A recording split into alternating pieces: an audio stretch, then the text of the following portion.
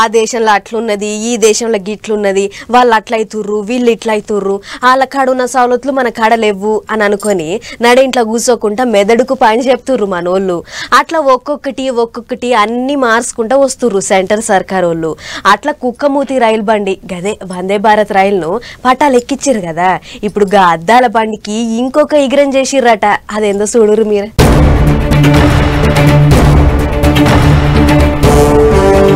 దడదడ సప్పుడు రాదు, నెత్తి మీద పొగ గొట్టం లేదు, సుందెలక మూతేసుకొని లయ్యి అనుకుంటా సప్పుడేం లేకుండా ఉలుకుతుంది వందే భారత్ రైలు.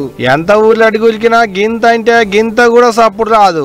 అటువంటి అద్దాల రైలుకి ఇప్పుడు మనోళ్ళు ఇంకొక ఇగురం చేసిర్రు. ఉర్లటి మీద ఉలికే రైలు బండిని ఆపేతందుకు లోకో పైలట్ కు తిప్పలుండొద్దని ఆటోమేటిక్ గా దాని సెక్కిన అదే ఆగే ఇగురం చేసిర్రట. గంటకు 160 కిలోమీటర్ల ఈ స్పీడ్ మీద ఉలికే రైలు దానంతటా అదే ఆగేటట్టు కవచాలను పెట్టిర్రట.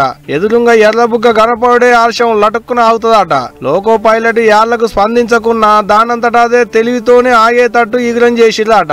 అట్ట ఆగేతందుకు ఒక కవచాన్ని కూడా తయారు చేసి పెట్టిర్రట RDSO సంస్థలు. దాని పనితనం ఎట్టుంది ఏంది అనేటిదంతా చూసేతందుకు ఉత్తరప్రదేశ్ రాష్ట్రంలో ఉన్న మధుర పాల్వాళ్ల నడుమ ట్రయల్స్ కూడా వేసిర్రట.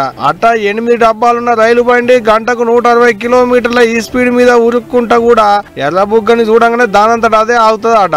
ఇంకో ముచ్చట ఏందంటే గది తీరా దగ్గరికి పోయిందనుకుండదట, 10 మీటర్ల దూరంలోనే ఆగుతుందట. ఇప్పుడైతే 8 డబ్బాలే గాని ఇంకో 8 డబ్బాలు తగిలించుకొని మొత్తం 16 డబ్బాల రైలు బండి కూడా అట్టినే ఆగేటట్టు చేసే ఇగ్రం చేస్తున్నదట గా సంస్థలు. మంచి ముచ్చటే కదా, మరి చూడాలే ఇక ఇప్పటి సంధి దాని పనితనం ఎట్టుంటది ఏంది అనేటిదిగా.